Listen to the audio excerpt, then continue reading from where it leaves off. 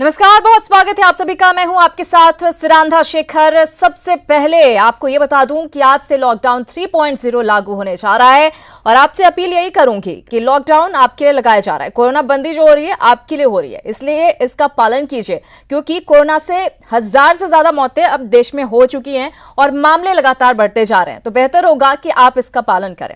और चलिए अब आपको बताते हैं कोरोना से जुड़ी अब तक की अपडेट क्या कुछ सामने आ रही है। देश में अब तक कोरोना से 1306 लोगों की मौत हो चुकी है। तो ये आंकड़ा जो मौत का है वो भी बढ़ता जा रहा है। कोरोना के कुल 40,263 मामले देश भर में सामने आ चुके हैं।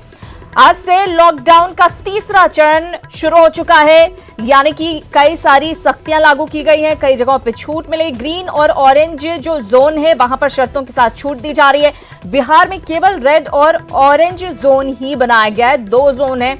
बिहार के किसी इलाके में कोई छूट नहीं मिलेगी, सरकार ने ये साफ कर दिया है। वहीं झारखंड में भी किसी तरह की कोई छूट नहीं होगी और जो भी सख्ती पहले से चल रही थी वो चलती रहेगी। बिहार में एक साथ 14 नए पॉजिटिव मरीज आए। बिहार में भी 500 को पार कर चुका है आंकड़ा। राज्य में पॉजिटिव मरीजों का जो आंकड़ा है वो 517 पर पहुंच चुका है। आज कोटा से बिहार पहला जत्था पहुंचा है छात्रों का, जो ट्रेन लेकर आ रही थी छात्रों को। इसके अलावा आपको हम दिखा रहे हैं किस तरह से कोरोना का ग्राफ बढ़ा है। आप देखिए, 29 अप्रैल को 37 मामले सामने आए थे, 30 अप्रैल को 22, 1 मई को 41 मामले, 2 मई को 15 मामले, वहीं 3 मई को 31 मामले सामने आए हैं। बिहार में बीते 5 दिनों का ये आंकड़ा आपको दिखा रहे हैं कि किस तरह से कोरोना का ग्राफ बढ़ा है, नए मामले सामने आए हैं। आप देख सकते हैं संक्रमितों की संख्या किस तरह से बढ़ी है। इधर कोरोना वायरस से निपटने के लिए लॉकडाउन के 40 दिन पूरे हो चुके हैं। आज से लॉकडाउन का तीसरा फेज शुरू हो रहा है। ये 17 मई तक चलेगा और हम आपको बता दें कि 17 मई तक ये तीसरा चरण चलेगा और इस बार छोटी सी छूट, जरूर छोटी छोटी छूट मिलनी शुरू होंगी, लेकिन बड़ी बंदिशें पहले की तरह बरकरार रहेंगी। घर से बाहर जा रहे हैं तो शाम से पहले लौट कर आए, क्योंकि शाम 7 बजे से सुबह 7 बजे तक आम लोगों का सड़कों पर मूवमेंट नहीं हो सकेगा। इस बार सरकार ने अलग अलग जोन के हिसाब से छूट का फैसला दिया है। इसके लिए बीते शुक्रवार गृह मंत्रालय ने गाइडलाइन भी जारी की। कई राज्यों में सशर्त शराब की दुकानें खोलने का फैसला लिया गया है। इसके अलावा कई और फैसले लिए गए हैं। हम आपको बता दें कि ग्रीन जोन जो है वहां पे क्या छूट मिलेगी वो आपको बता रहे हैं। हम 7 बजे शाम से सुबह 7 बजे तक नहीं निकलेंगे, लेकिन सुबह से शाम तक निकल सकते। नाई की दुकानें, सैलून वगैरह ये सब खुली रहेंगी। वस्तुएं जो है जरूरत की वस्तुएं वो मुहैया कराने के लिए दुकानें खुलेंगी। शराब और पान की दुकानें खोली जाएंगी। बिहार में ये चीज लागू नहीं होगी, शराब नहीं मिलेगी यहाँ पर। Cinema hall, mall, gym, sports complex, ये सारी चीजें बंद रहेगी और सभी जो बड़ी आर्थिक गतिविधियां हैं उसमें दरअसल छूट दी गई है। जो आर्थिक नुकसान हो रहा था, लोगों को नुकसान हो रहा था, दफ्तर, फैक्ट्रियों को शर्तों के साथ शुरू करने की इजाजत दी गई है।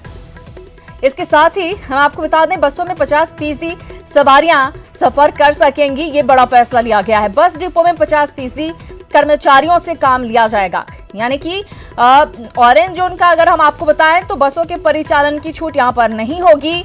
ये ग्रीन जोन से खतरनाक ऑरेंज जोन है। ऑरेंज जोन में टैक्सी, कैब की अनुमति सिर्फ होगी। इसके अलावा कैब में ड्राइवर के साथ सिर्फ एक ही पैसेंजर ट्रैवल कर सकेगा, ये इस नियम के तहत बताया गया है। इंडस्ट्रियल एक्टिविटीज शुरू होगी, कॉम्प्लेक्स भी खोले जाएंगे, शराब और पान की दुकानें खोलेंगे। बिहार में ये लागू नहीं होगा, शराब का जो क्लॉज है। ग्रामीण क्षेत्रों में औद्योगिक और निर्माण गतिविधियां शुरू होंगी। रेड जोन का हम आपको बता रहे हैं क्या कुछ नियम है। रेड जोन में मनरेगा का काम शुरू किया जाएगा। गरीबों को राहत देने के लिए फैसला लिया गया है। वहीं कृषि आपूर्ति श्रृंखला में सभी कृषि गतिविधियां जारी रहेंगी। किसानों का नुकसान हो रहा था बहुत ज्यादा, उसको कम करने की कोशिश है। बुआई, कटाई, खरीद और विपणन संचालन की अनुमति दी गई है। इसके तहत रेड जोन का ये हम आपको बता रहे हैं क्या कुछ छूट दी गई है। Cycle rickshaw, auto rickshaw, taxi, cab चलेंगी। एक जिले से दूसरे जिले के बीच बस सेवा भी बंद रहेगी। तो ये आप देख सकते हैं, स्पा, सैलून और नाई की दुकानें यहां पर नहीं खोली जाएंगी। और हम आपको बता दें, मुंगेर प्रमंडल के 8 जिलों के छात्र राजस्थान के कोटा से स्पेशल ट्रेन से बरौनी जंक्शन पहुंचे। आने वाले छात्रों की संख्या 1200 से ज्यादा है। ये जो पहला जत्था कह सकते हैं छात्रों का है, तस्वीरें भी आपको दिखा रहे हैं। आप देख सकते हैं 8 जिलों के 1200 छात्र हैं। इनका स्टेशन पर ही स्वास्थ्यकर्मी जांच कर रहे हैं। इसके बाद उन्हें प्रखंड स्तरीय क्वारंटाइन सेंटर और स्वास्थ्य शिविर में भेजा जाएगा। फिर उन्हें जो है होम क्वारंटाइन किया जाएगा। इस काम के लिए प्रशासन ने प्रत्येक जिले से बस को मंगवाया है। थोड़ी देर पहले छात्रों को घर भेजने की प्रक्रिया जो है शुरू हो चुकी है। तस्वीरें आपको हम दिखा रहे हैं। आप देखिए बाहर से कोटा से ये छात्र सभी वापस लौट कर आए हैं जो वहां पर कोचिंग संस्थानों में पढ़ते हैं। लगभग 22 बोगी में अभी कोटा से बच्चे आए हैं। तो यहाँ पे हम लोग पर्याप्त संख्या में पुलिस फोर्स और मेडिकल टीम यहाँ पे लगाए हुए हैं। 22 मेडिकल टीम लगी हुई है और सभी बच्चों का यहाँ पे स्क्रीनिंग किया जा रहा है, उनका डिटेल लिया जा रहा है और जो व्यक्ति सिम्टोमेटिक पाया जाएगा जो बच्चा, उसको हम लोग यहाँ पे क्वारंटाइन में रखेंगे, उसका सैंपल का जाँच करवाएंगे, उसके बाद उसको रिजल्ट के आधार पर रिलीज़ करेंगे। कोटा से चलकर बरौनी आने वाली जो स्पेशल ट्रेन थी जो छात्रों को लेकर आ रही थी वो बरौनी स्टेशन पहुंच चुकी है। अब यहाँ छात्रों को ट्रेन से उतारने की प्रक्रिया की जा रही है। साथ ही साथ सर्वप्रथम रेलवे स्टेशन पर उनकी स्क्रीनिंग की जाएगी। फिर छात्र का जो प्रखंड स्तरीय क्वारंटाइन सेंटर है वहाँ पर जो स्वास्थ्य कर्मी हैं वहाँ ले जाया जाएगा उन्हें। फिर वहाँ उनकी स्क्रीनिंग होगी और उन्हें होम क्वारंटाइन किया जाएगा।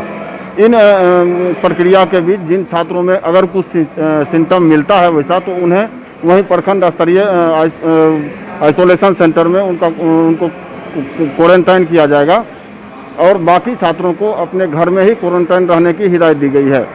बरौनी स्टेशन पर भारी मात्रा में प्रशासनिक पदाधिकारी पहुंच चुके हैं और जो है उनको छात्रों को बस के द्वारा उनके घरों तक पहुंचाने की सुविधाएं प्रशासन के द्वारा की गई है। आप देख सकते हैं किस तरह से छात्र आए हैं और काफ़ी उत्साहित भी हैं छात्र। आइए हम छात्र से भी पूछते हैं कैसा महसूस कर रहे हैं अपने घर आकर। कैसा महसूस कर रहे हैं आप आए यहाँ, कैसा महसूस कर रहे हैं? बहुत खुशी हो रही है कि आज 1 महीने से हम लोग फंसे हुए थे और आज हम लोग घर पर मतलब अपने होम टाउन आ रहे हैं। बहुत अच्छा लग रहा है। अच्छा हुआ कि हमें बिहार गवर्नमेंट ने वापस से बुला लिया, वरना वहाँ पे हमारी हालत और खराब, क्योंकि हॉस्टल से सब बंद हो चुका था, मेस भी बंद हो चुका था, खाने को मिल भी नहीं रहा था। आप लोग प्रतीक्षा कर रहे थे हाँ, इस दिन की? हाँ, बहुत दिनों से। अच्छा लग रहा है ऑब्वियसली यहाँ आने के बाद। वहाँ पे actually main problem mental disturbance है। 1 महीने ऐसे टाइम तो बढ़ गया, हमारे लिए पढ़ाई की टाइम थी, पर मेंटली डिस्टर्ब हो जाने की वजह से पढ़ाई बिल्कुल नहीं हो पा रही थी। तो मेन प्रॉब्लम यही था। घर आके सेफ लगेगा, घर हमेशा सेफ होता है कहीं पर भी। तो बहुत बहुत थैंक यू बिहार गवर्नमेंट से। छात्र पहुँचे हैं उनमें कितनी खुशी है। निश्चित रूप से वो अपने घर के लोगों से मिल पाएंगे और जो उनकी दिक्कतें थी तकरीबन 1 महीने से वो काफ़ी परेशानियों का सामना कर रहे थे, तो घर आकर उनको काफ़ी खुशी भी मिली है। संतोष कुमार, न्यूज़ 18 बेगूसराय। तो छात्रों को सरकार ने बड़ी राहत दी है, लेकिन अब जरूरी है कि जो स्टूडेंट्स हैं, जो पेरेंट्स हैं, वो भी सरकार का सहयोग करें और जो कुछ कहा जा रहा है क्वारंटाइन रहने के लिए कहा जा रहा है वो पालन करें ताकि कोरोना को फैलने से रोका जा सके। इधर केरल के तिरुवनंतपुरम से मजदूरों को लेकर आ रही स्पेशल ट्रेन को डायवर्ट कर दिया गया है। ये ट्रेन अब हटिया के बजाय जसीडीह स्टेशन पर रुकेगी। रेल मंडल द्वारा मिली जानकारी के मुताबिक इस ट्रेन में संथाल के पैसेंजर हैं, इस वजह से ट्रेन को डायवर्ट किया गया है। हटिया स्टेशन से ज्यादा जानकारी दे रहे हैं हमारे सहयोगी भुवन किशोर झा। कोरोना बंदी में फंसे मजदूरों को लेकर केरल से आ रही स्पेशल ट्रेन अब हटिया स्टेशन नहीं रुकेगी, बल्कि उसे डाइवर्ट कर दिया गया है। इसे अब जसीडीह स्टेशन पर रोका जाएगा और वहां से मजदूर अपने अपने घर वापस होंगे।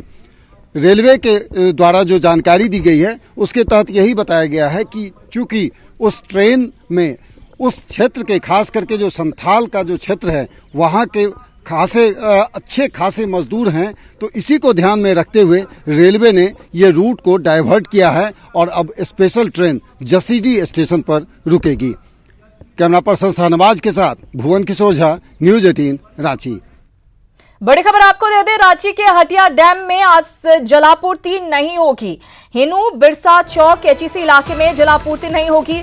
हटिया इलाके में भी जलापूर्ति नहीं होगी। हटिया डैम में अब दरअसल पानी बहुत कम बचा है, इसीलिए जलापूर्ति नहीं करने का फैसला लिया गया है।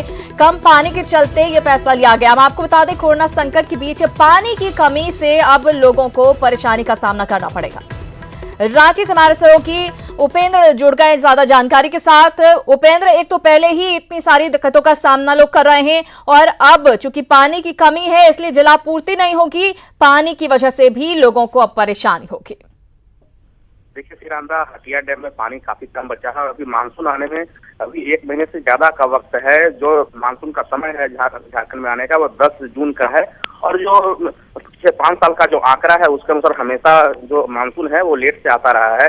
ऐसी स्थिति में जब 10 फीट से भी कम पानी हटिया डैम में बचा है तो राफ्टिंग का फैसला लिया गया है और सप्ताह में 2 दिन राफ्टिंग नहीं की जाएगी। आज के दिन भी जो हटिया डैम है वहां से पानी की जलापूर्ति नहीं होगी और जिसके चलते समस्याएं हैं। बहुत सारा जो इलाका है, कह सकते लगभग 1/4 राजधानी का जो इलाका है उसका पानी का जो जलापूर्ति है वो हटिया डैम से होता है और आज जलापूर्ति नहीं होगी। इसकी वजह से समस्याएं हैं, लोगों को दिक्कतें होगी। अच्छी बात यह है, क्या पहले जानकारी दी गई थी ताकि लोग पहले से सचेत रहें और पानी थोड़ा बहुत स्टोर करके रखें? बिल्कुल श्रीरामदा, पहले से सूचनाएं दी गई हैं, लोगों को बताया गया है कि जो आज के दिन है सोमवार के दिन जलापूर्ति नहीं होगी और इसकी वजह से नगर निगम ने भी व्यवस्थाएं की है। हालांकि धरातल पे व्यवस्थाएं कितनी लागू होती है, चूंकि नगर निगम भी अपना सारा जो एफर्ट्स है वो कोरोना के क्षेत्र में लगाए हुए है, सैनिटाइजेशन के क्षेत्र में लगाए हुए हैं। ऐसी स्थिति में नगर निगम का जो दावा है इसको दरअसल दोहरी मार कह सकते हैं। एक तो कोरोना की वजह से पहले ही सभी इतने व्यस्त हैं और उसमें जुटे हुए हैं, वहीं अब पानी को लेकर भी लोगों को दिक्कतों का सामना करना पड़ेगा, उससे भी निपटना होगा। बहुत धन्यवाद उपेंद्र इस जानकारी के लिए। इधर अप्रवासी मजदूरों के नाम पर इन दिनों बिहार की राजनीति गरमाई हुई है। विपक्ष सरकार को घेरने में जुटा हुआ है। राजस्थान से बिहार लौटे मजदूरों ने सरकार की तारीफ कर न सिर्फ विपक्ष की मुहिम को कमजोर कर दिया है बल्कि रेलवे की ओर से जारी बयान भी विपक्ष के लिए झटका है, जिनके बोते सियासतदां अपना वोट बैंक तलाश रहे हैं। अब जब आप लोग अपने अपने घर जा रहे हैं तो अंदर से खुशी लगती है? बहुत खुशी का माहौल है। आज घर हम जा रहे हैं, हम लोग बहुत खुशी का माहौल है। ये केंद्र सरकार और राज्य सरकार जो लिए हैं ये कदम बहुत अच्छा किए हैं। ये बयान उन सियासी पार्टियों के लिए वाकई बड़ा झटका है जिन्होंने मजदूरों की खातिर उपवास और आंदोलन का सिलसिला शुरू किया था, लेकिन सरकार ने समय रहते प्रवासी मजदूरों को ट्रेन से बिहार भेजने का फैसला कर लिया। अब विपक्ष इस बात को मुद्दा बना रहा है कि गरीब और मजदूरों से किराए वसूले जा रहे हैं। यह घोर अनुचित है। तो मैं समझता हूं सरकार कितनी असंवेदनशील है कि अपने अभाव में रह रहे लोगों, अपने जरूरतमंद लोगों और बेसहारा लोगों से आप 500,000 रुपये वसूल रहे हैं, 100-200 रुपये तक आप वसूले हैं। मैं समझता हूं कि असंवेदनशीलता की पराकाष्ठा है। किसी के पास 10 रुपये नहीं है, आप क्या कर रहे हैं? लोग उधार लेके, कर्ज लेकर के, सूद पे लेकर के जाने की कोशिश कर रहे हैं। क्या करना चाह रहे हैं? मेरी तो साफ समझ में आ रहा है कि आप चाह रहे हैं कि किसी भी प्रकार से प्रवासी मजदूरों को बिहार न आने दिया जाए। विपक्ष के आरोपों पर सत्ता पक्ष जवाब दे रहा है और गरीबों के नाम पर सियासत नहीं करने की नसीहत दी जा रही है। केंद्र सरकार और रेलवे मंत्रालय से निरंतर आग्रह है राज्य सरकारों का कि ऐसे संकट के दौर में जो यात्रा कर रहे लोग हैं और ख़ास तौर से गरीब ही लोग हैं, उनसे किराए की वसूली न की जाए। बिहार सरकार के कई आला अधिकारी पहले ही इस प्रकार की मांग उठा चुके हैं, जिसमें उप मुख्यमंत्री भी शामिल है। विपक्ष को भले ही केसी त्यागी का बयान ना पच रहा हो, लेकिन रेलवे अधिकारी का वो बयान सुनिए, समझ आ जाएगा कि सियासत क्यों हो रही है। सोशल डिस्टेंसिंग का ध्यान रखा जा रहा है, तो अमूमन एक ट्रेन में करीब 1200 यात्री सफर कर पा रहे हैं। इसमें जो लिस्ट है स्टेट गवर्नमेंट, उस लिस्ट के अनुसार भारतीय रेल उनको टिकट दे देती है। स्टेट अथॉरिटीज़ को हम लोग टिकट दे रहे हैं और फिर स्टेट अथॉरिटीज़ जो है जितने पैसेंजर्स हैं उनको टिकट दे देती है। तो ये गवर्नमेंट जो स्टेट गवर्नमेंट है वो टिकट को आपसे टिकट ले रही है, यानी रेलवे से? जी, हमारा जो फेयर स्ट्रक्चर है इसमें उस हम स्लीपर क्लास सुपरफास्ट का फेयर चार्ज कर रहे हैं और जो लंबी दूरी की ट्रेनें हैं उनमें 20 रुपये अतिरिक्त शुल्क लिया जा रहा है, जो रास्ते में हम खान पान की सेवा उपलब्ध करा रहे हैं उसके लिए। मतलब यात्रियों के लिए जो टिकट काटे जा रहे हैं वो गवर्नमेंट टू गवर्नमेंट ट्रांसफर हो रहे हैं। ऐसे में सरकार फ्रंट फुट पर है, किसी भी तरह का विवाद नहीं कि मजदूरों से टिकट के पैसे वसूले जा रहे हैं। लेकिन मुद्दा विहीन विपक्ष जानबूझकर इसे मुद्दा बना रहा है, जो बिल्कुल ही भ्रामक है। राज्य सरकार गृह मंत्रालय की गाइडलाइन का सख्ती से पालन कर रही है। ऐसे में मजदूरों के नाम पर जो क्रेडिट लेने की होड़ मची थी, उन मंसूबों पर पानी फिर गया है। न्यूज़ 18 के लिए दिल्ली से अमितेश के साथ पटना से साकेत कुमार और अमित सिंह की रिपोर्ट। इधर देवघर में कोरोना बंदी में दीदी किचन और दाल भात केंद्रों में पत्ते के प्लेट का इस्तेमाल किया जा रहा है, जिससे न सिर्फ आदिवासी और कमजोर वर्ग की महिलाओं की कमाई हो रही है बल्कि पर्यावरण भी प्रदूषित होने से बच रहा है।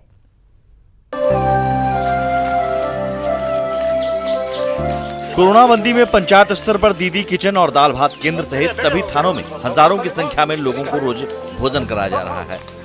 खास बात है कि ग्रामीण क्षेत्र में संचालित हो रहे दीदी किचन और दाल भात केंद्रों पर लोगों के लिए स्थानीय स्तर पर तैयार पत्ते पर भोजन परोसा जा रहा है, जो पर्यावरण के लिहाज से भी बेहतर है। साथ ही पत्ता बनाने के जरिए आदिवासी और कमजोर वर्ग की महिलाओं को घर बैठे अच्छी कमाई भी हो रही है। यही पत्ता लाते जंगल से और उसको टिकते हैं, फिर सुखा कर किचन का दीदी को लेकर देते हैं, तो 20 रुपया सौ लेता है और 20 रुपया कमाई हो रहा है। रोज प्रत्येक दिन 100 से ऊपर जाता है। उसके बाद पत्ता में खिलाते हैं और पत्ता में खिला के उसके बाद सब पत्ता का ढाम फेंक देते हैं। जिला प्रशासन भी दीदी किचन और दाल भात केंद्र में पत्ते के इस्तेमाल को प्रोत्साहित कर रहा है।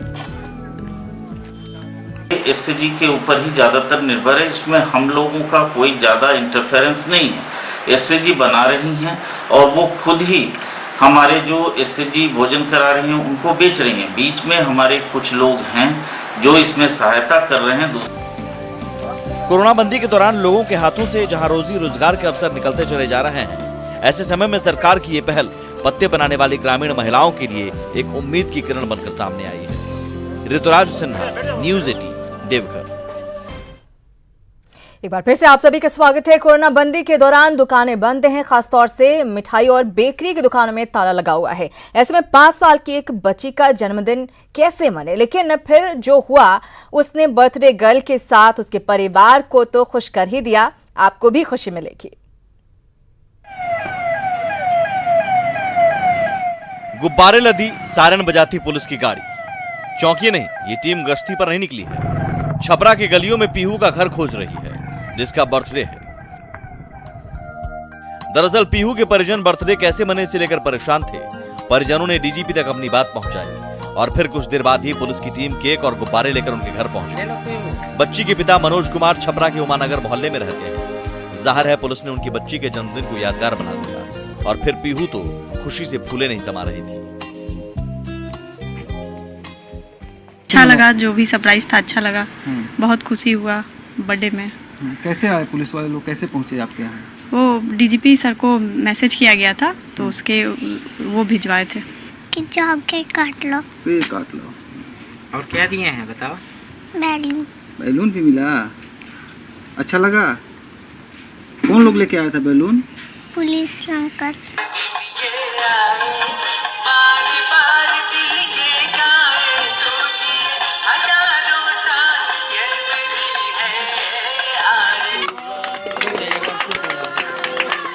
मुंगेर के बरियारपुर में भी पुलिस की वजह से सोम का जन्मदिन मना।